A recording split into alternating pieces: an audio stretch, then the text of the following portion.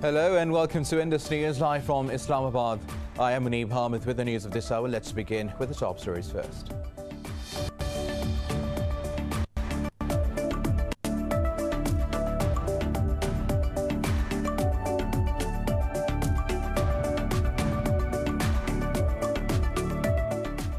Pakistan and Saudi Arabia have renewed their pledge to enhance their cooperation in different fields. The reaffirmation to boost ties came during Prime Minister Imran Khan's meeting with the Saudi Crown Prince Mohammed bin Salman in Jeddah. The Prime Minister and the Crown Prince signed the agreement on establishment of the Saudi-Pakistan Supreme Coordination Council. Moreover, relevant ministers from both sides signed multiple pacts to enhance cooperation in energy, media, prisoners exchange and other areas.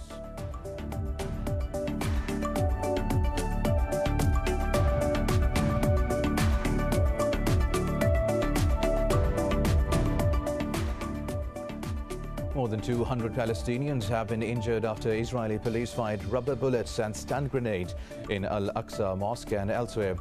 In a statement, the Palestinian Red Crescent said 88 were taken to hospital. Meanwhile, UN General Assembly President Volkan Bozkır has urged Israel to respect places of worship.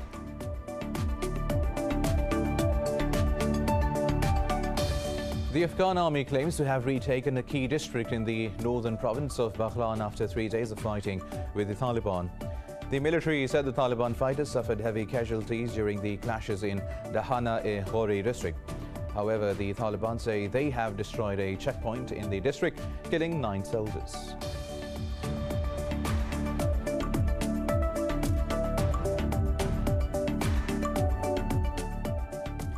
The US says a drone attack has targeted Iraq's Ain al-Assad air base, which houses American and other international forces. In a tweet, US Army spokesperson Colonel Wayne Maroto said the attack caused damage to a hangar. He added no injuries were reported while the incident is being investigated.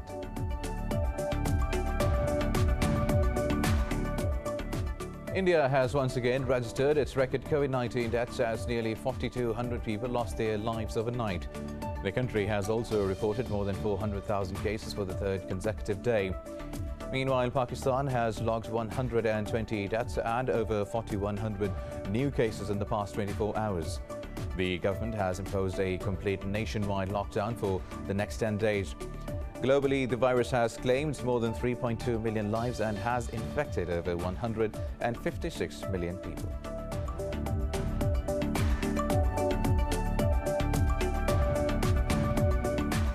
And in cricket, Pakistan are 353 for 7 in their first innings on the second day of the final test against Zimbabwe in Harare. Abid Ali's unbeaten 150-run knock has steered Pakistan into a commanding position against the hosts. The visitors lead the two-match series 1-0 after beating Zimbabwe by an innings and 116 runs in the first test.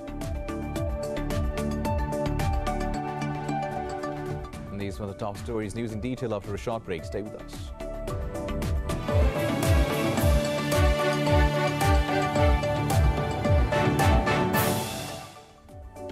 Welcome back. Now let's have the news in detail. Pakistan and Saudi Arabia have renewed their pledge to enhance their cooperation in different fields. The reaffirmation to boost ties came during Prime Minister Imran Khan's meeting with the Saudi Crown Prince Mohammed bin Salman in Jeddah. The leaders spoke on issues of common interest at the regional and international level. The Prime Minister and the Crown Prince signed the agreement on establishment of the Saudi-Pakistan Supreme Coordination Council. Meanwhile, relevant ministers from the two sides signed multiple pacts to enhance cooperation in energy, media, prisoners exchange and other areas. Prime Minister Khan, along with a high-level delegation, is on a 3-day visit to Saudi Arabia at the invitation of MBS. Now, more than 200 Palestinians have been injured after Israeli police fired rubber bullets and stun grenades in Al-Aqsa Mosque and elsewhere. In a statement, the Palestinian Red Crescent said 88 were taken to hospital. Meanwhile, UN General Assembly President Volkan Bozkır has urged Israel to respect places of worship. Details in this report. Palestinians are attending nightly vigils to support the families facing eviction in Jerusalem's Sheikh Jarrah neighborhood. Last night, tens of thousands packed into Al-Aqsa Mosque on the final Friday of Ramadan. The clashes erupted when occupation forces clamped down on worshippers. The Red Crescent said one person lost an eye, 2 suffered serious head injuries, and 2 had their jaws broken.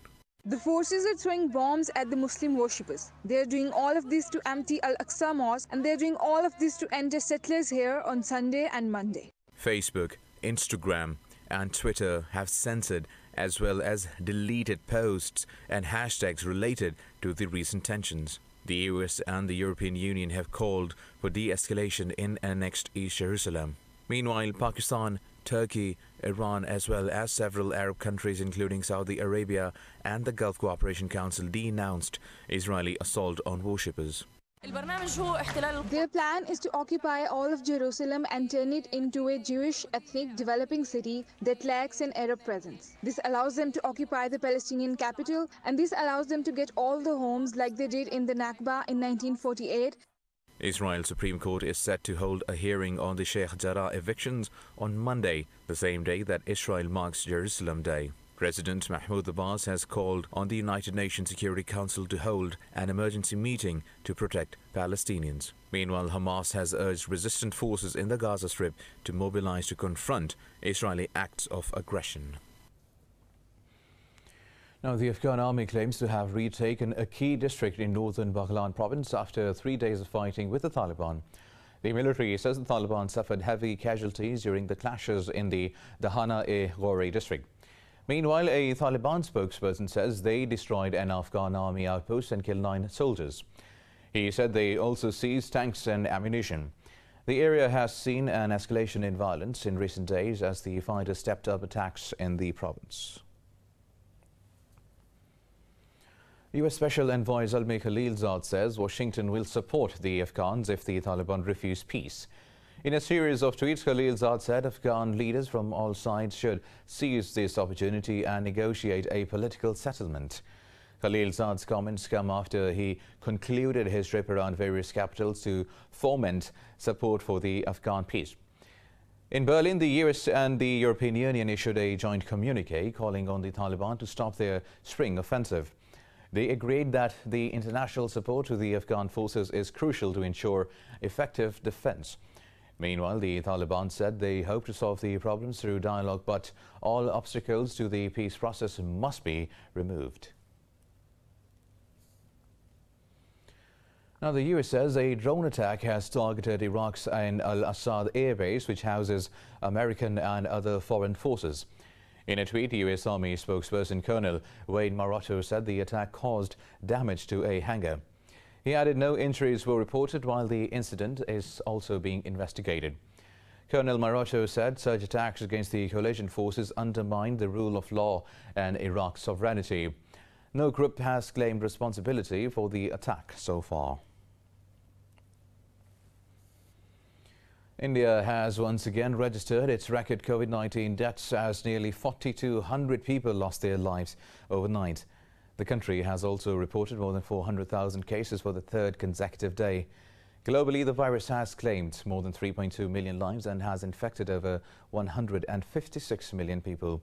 More about the pandemic in this report.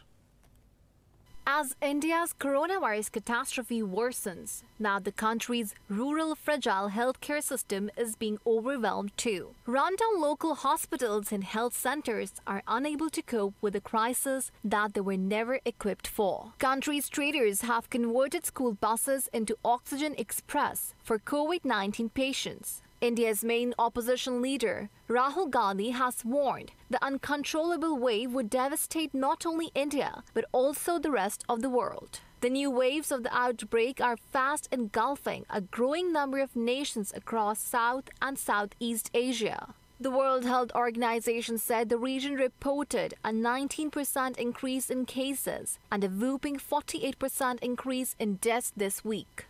And some countries now are at such a rate of infection that their health systems are back under severe pressure. We've seen the tragedy in India. We need to avoid that same tragedy occurring in other countries, and some other countries are heading in that direction. And we need to take action. We need to take the heat out. This pandemic is global, but this pandemic is acting very differently in different countries. The WHO also approved a COVID-19 vaccine from China's state-owned drug maker, Sinopharm for emergency use. It said tens of millions of asylum seekers, refugees and internally displaced people globally have been excluded from vaccination programs. This comes as many world powers voice their opposition against the U.S. proposal to waive the intellectual property rights for vaccines. France's Emmanuel Macron echoed the German government's concerns over Joe Biden's proposed suspensions of the rights. EU leaders are divided over supporting the patent waiver and will discuss the idea at the two-day Porto summit. I think the important thing is to keep the target ahead of us. We need many more vaccines, even though Europe is producing to the world. I think 200 million doses are delivered to Europe, 180 million doses are delivered out of Europe. The need is still enormous, and I think that is what needs to be in focus. England has put 12 destinations on its green list for trips. Anyone returning from those countries will not need to quarantine from 17th May. Meanwhile, the US CDC now says the airborne virus can be inhaled even when one is more than 6 feet away from an infected individual. Meanwhile, Pakistan has reported 120 fatalities from coronavirus in the last 24 hours. The death toll is approaching 18,800. The Health Ministry says over 4,100 people tested positive for the virus overnight. Pakistan has reported 854,000 infections since the pandemic began. Health officials say there are currently more than 82,000 active cases in the country. Meanwhile, the government has imposed a complete nationwide lockdown for the next 10 days. All commercial activities will remain closed with complete ban on gathering of any kind at any place during these 10 days. Also, Pakistan says it is concerned about reports of uranium seizure from unauthorized persons in India.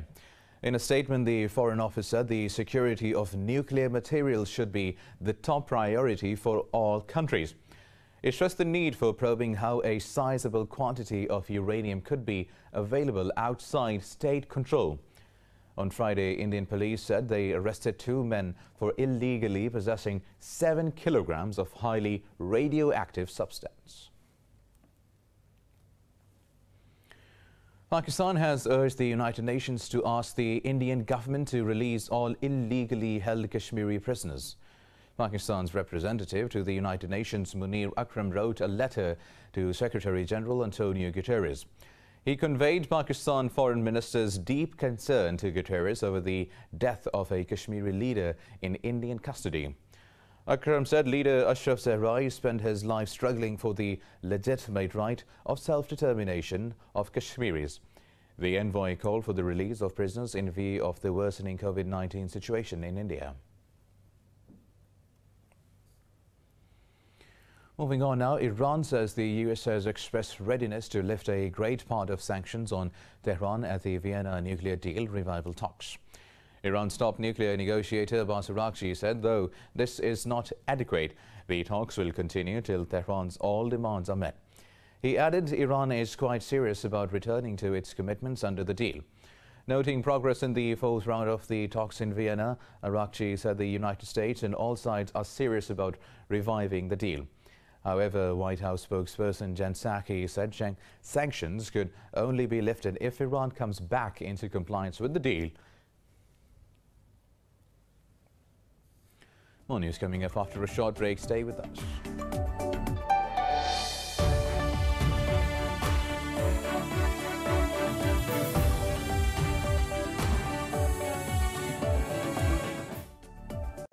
Welcome back now. The United States says it will join a New Zealand-led global campaign against violent online extremism. The U.S. decision marks a change in policy 2 years after the former President Donald Trump's administration declined to participate. The White House said countering the use of the internet by terrorists to radicalize and recruit is a significant U.S. priority. In a statement, spokesperson Jen Psaki said the U.S.'s move to join the coalition reinforces the need for collective action. She added Washington will participate in a virtual summit on 14th of May. New Zealand's Prime Minister Jacinda Ardern has welcomed the U.S. move, saying it is a commitment to work more closely. Aden initiated the campaign after a gunman killed 51 people at a mosque in Christchurch in 2019. The US says Houthis have passed up a major opportunity to show a commitment to peace by refusing to meet with UN Special Envoy. US State Department said there is a fair deal on the table that will bring immediate relief to the Yemeni people. In a statement, the State Department said Yemen's government expressed readiness to reach an agreement to end the conflict. But it said Houthis worsened Yemen's humanitarian crisis by continuing to attack Marib. The department noted rebels' offensive worsened dire conditions for internally displaced Yemenis. The oil-rich governorate of Marib is the last northern stronghold of Yemeni government that the Houthis are trying to capture. Moving on now, in Scotland, initial results of the parliamentary election show the Scottish National Party may fall short in maintaining an overall majority. The shortfall of Nicola Sturgeon's SNP may take it harder to demand a second referendum on independence. The latest results show the party currently has 39 seats, while Liberal Democrats and the Conservative Party have 4 each and Labour Party has 1. The SNP requires a majority of 65 seats to push forward the demand of an independence referendum. Sturgeon had promised to hold the referendum in 2023 in the case her party wins a majority in the elections. In 2014, just over 55% of Scots voted against independence from the UK. Belarus President Alexander Lukashenko has hit out at a criminal complaint filed against him in a German court. State media attributed these comments to Lukashenko 2 days before the country marked Soviet victory over Nazi Germany. Referring to Germany's Nazi past, Lukashenko said heirs of fascism are in no position to judge him. The president added that if he is on trial, then some other European leaders should be brought to justice too. He recalled the crackdown on yellow vests in France and the events around the US Capitol, among others. Earlier, 4 German lawyers accused Lukashenko of crimes against humanity during the anti-government protests. Now, in the US, 4 former Minneapolis police officers have been indicted on civil rights charges in the killing of George Floyd. The charges are the latest sign that the new US administration is taking a harder line against police abuses. A federal grand jury issued a 3-count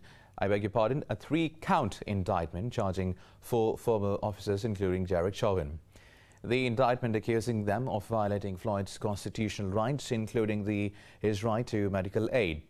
It says they saw Floyd lying on the ground in clear need of medical care and willfully failed to aid him.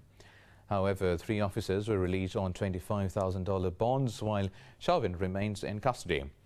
Meanwhile, the White House says the indictment is a reminder of the need to put police reforms in place. Bolivia and Chile have agreed to normalize their bilateral relations now.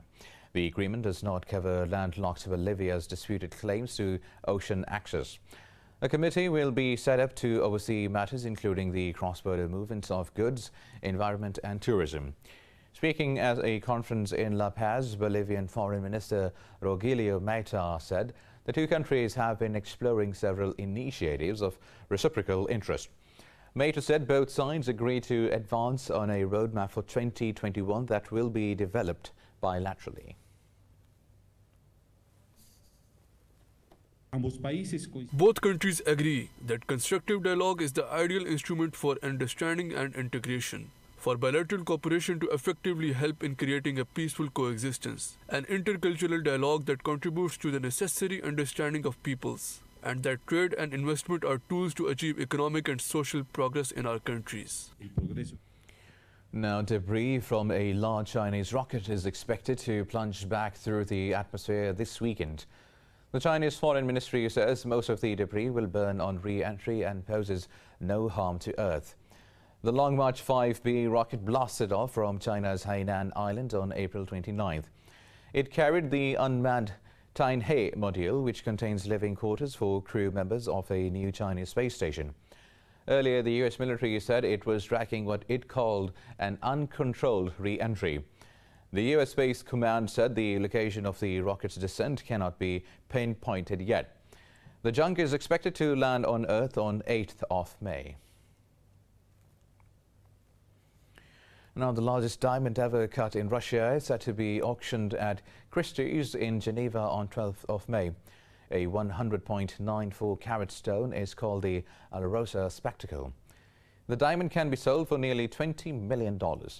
A jewelry specialist said it took only 1 year and 8 months to cut this perfect stone.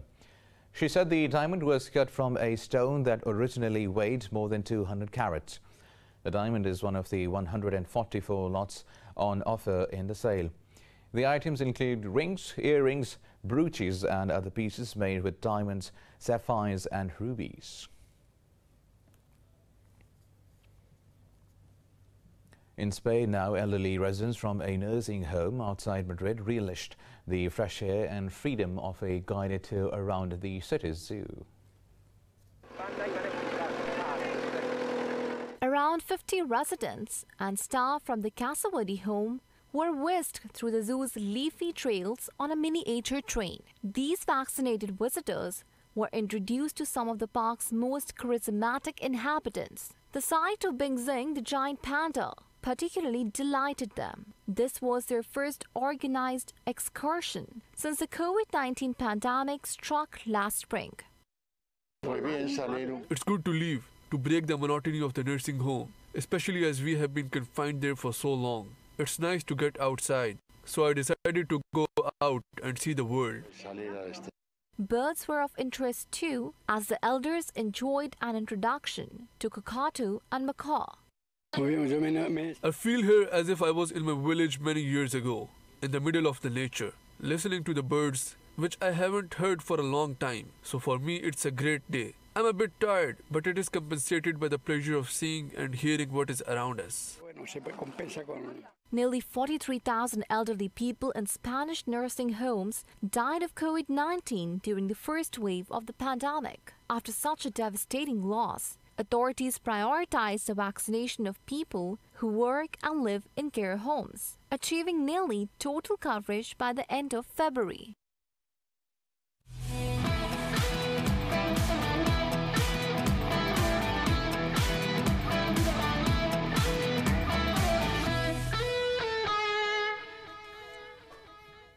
Now in cricket, Pakistan are 366 for 7 in their first innings on the second day of the final test against Zimbabwe in Harare.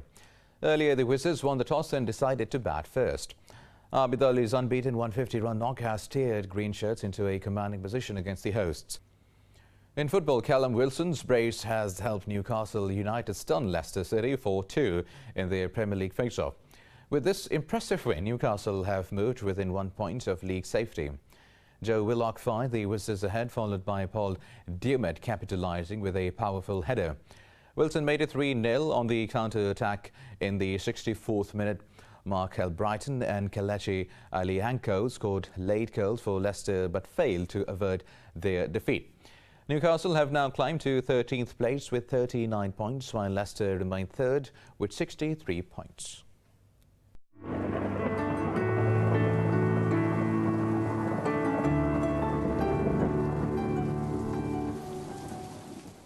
And now let's have a look at how the weather is doing around the world.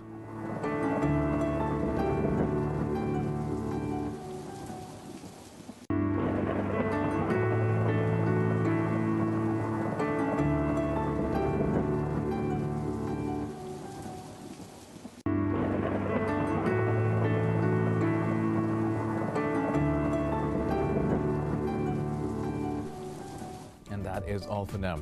For the latest updates, you can follow us on social media at Indus News. Take care.